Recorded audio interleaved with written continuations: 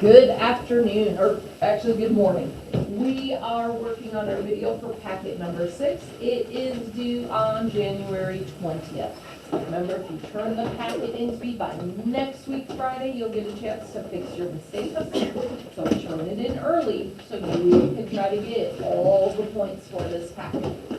On our first page, it says, when you fold a square paper, the resulting rectangle has a perimeter of 39 inches. What is the perimeter of the original square? So we have to imagine a square piece of paper.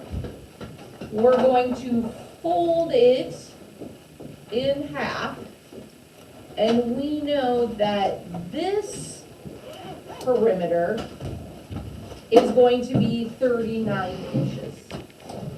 So you can come up with, what do you think your length and your width measurements would be to equal 39?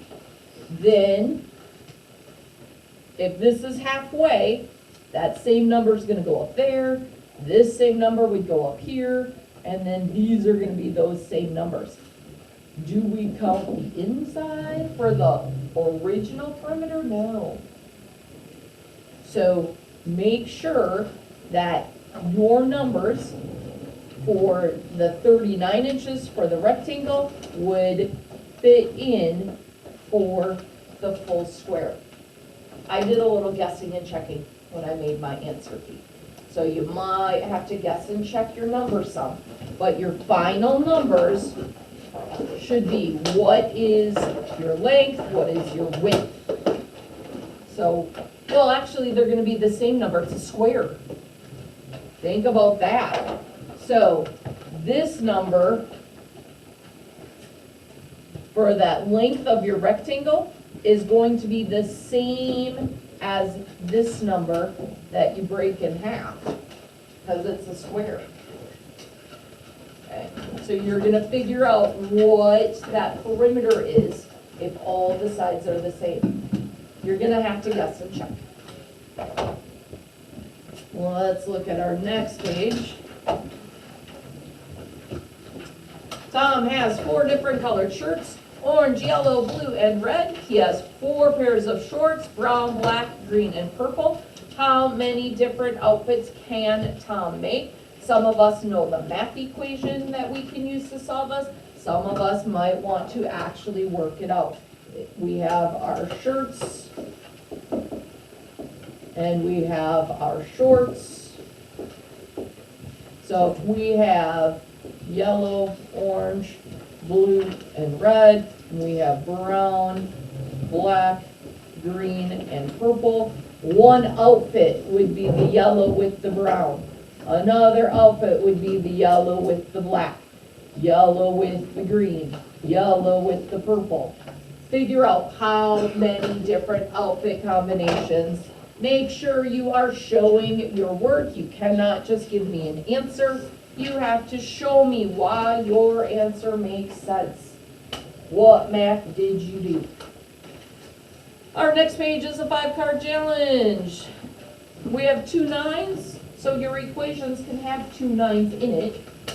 Make sure that your equations are new equations every time. You can't just say, well, I moved this 9 and that 9 and they swap spots. No. It's still gonna be a 9 and a 9, okay? New equations, different operations, moving your numbers around. We have our 5 figures for our logic page. So we need to complete the table. Total blocks for figure 1, there's 1. For figure 2, there's 3. Figure 3, there's 6. Figure 4, there is 10. Figure 5, there are 15. We need to find what that pattern is to complete our table, and then keep going to pattern 12, or figure 12. So your answer down here is going to be how many blocks are in figure 12. So find your pattern. How did we go from 1 to 3, 3 to 6, 6 to 10, 10 to 15? Follow that pattern down. Geometry looks hard. Let's see. Create a graph showing the, yeah, we haven't learned about creating those graphs, but showing the relationship between a figure and the number of blocks in the figure. Print your graph in color and attach it to your packet. So actually, it's not that hard. So we would have the figure number, and we would have the blocks.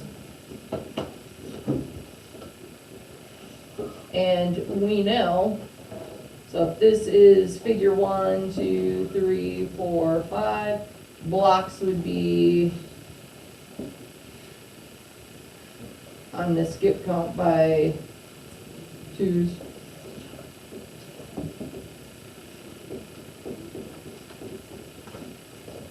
Is my graph gonna go up or down? As my figure number increases, what's gonna happen to my block number? Increase. So figure 1 has 1, figure 2 has 3, figure 3 has 5, figure 4 has, or not 5, 6. Figure 4 had 10, figure 5 had, how many? 15. Not that hard to make a graph, right? Oh, yeah. You just have to break it down to what you know. They're gonna go farther, but it's really, don't get scared by lots of stuff it's telling you to do. Actually look at what it is. You can make a graph. You can do the geometry one.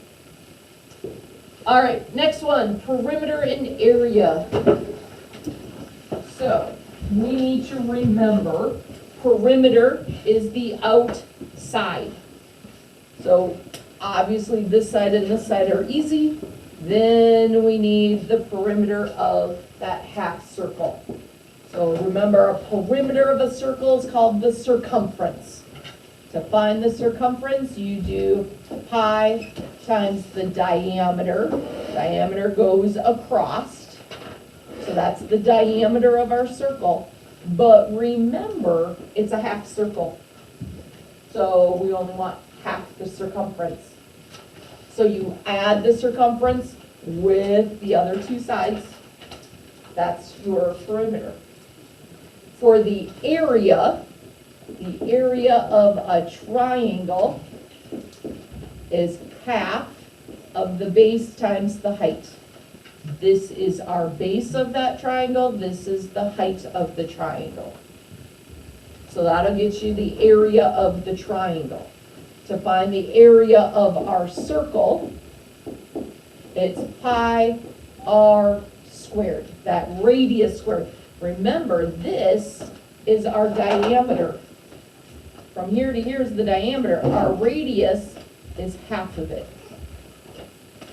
So we don't want the 7, we want half of it for the radius. So pi r squared, and then remember, it's not a full circle, it's a half circle. So divide that area by 2. Add your two areas together to get the area of our shape. Okay. Next one. We haven't worked with cones yet. So I've been helping us out with what a net of a cone looks like. First, we have that upside down looking ice cream cone. Then we have our bottom, that's our circle. You need to label the radius, you need to label that length. So label your net. Our formula for finding a surface area of a cone, because this is a goofy shape, we don't have a formula that we already know. So we need to know what the formula is to find that goofy shape. It is pi times the radius times the length. We're going to add that to the area of our circle, pi r squared. Show your work. You need to write down that calculation that you're putting into your calculator. So you should be showing that, what your calculation you're using, and then you put your answer down here.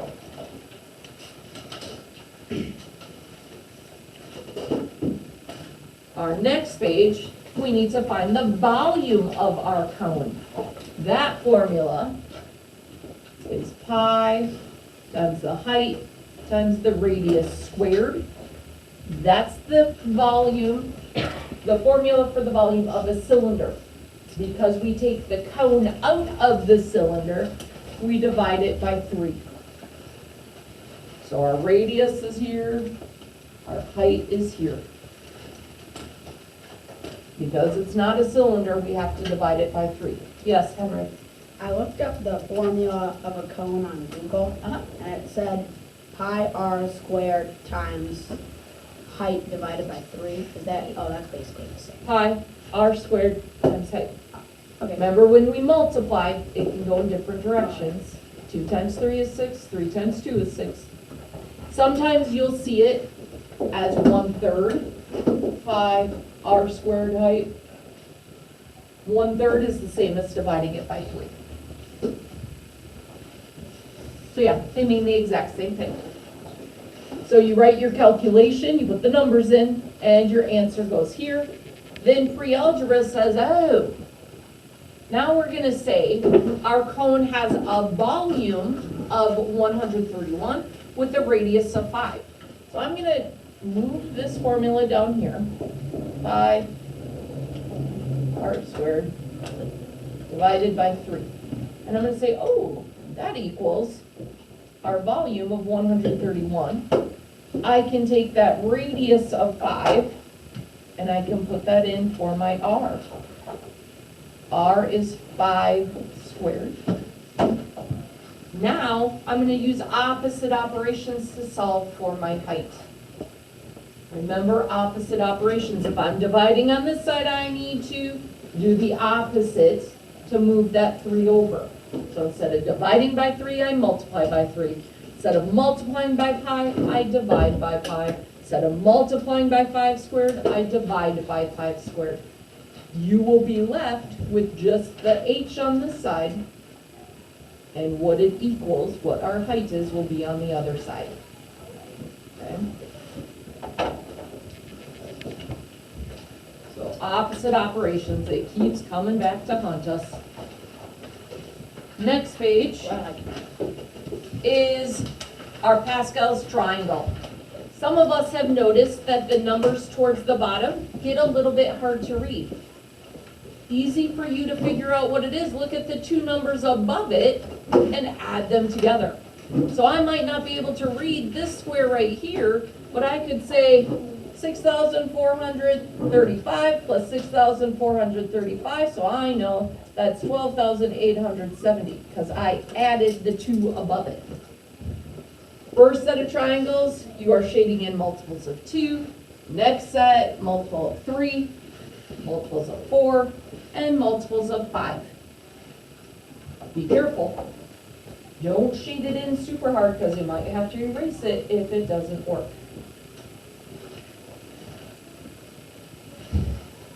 By far, this is the page that most people have had to do over, looking for numbers they missed, looking for numbers that they circled in that they shouldn't have. Our probability tree, there is not a pre-algebra spot, so this is an extra credit page. I don't give help with the extra credit pages. If you want to try to learn it on your own, definitely go for it. And our last page is that polynomial. So we know just slide them over. No flipping or turning. Okay. That is our packet number 6. Remember, get it to me by next week Friday to be able to fix mistakes. Make sure your name is on it. I shouldn't be having people turn in packets with no names. Put your names on it. If you still have questions, you can ask me individually about any questions you still have. Thank you to my friends who are not talking. I'm still on the video. If you are watching this at home, I hope you are well. I hope to see you soon. Have a wonderful day. Don't forget to like and subscribe.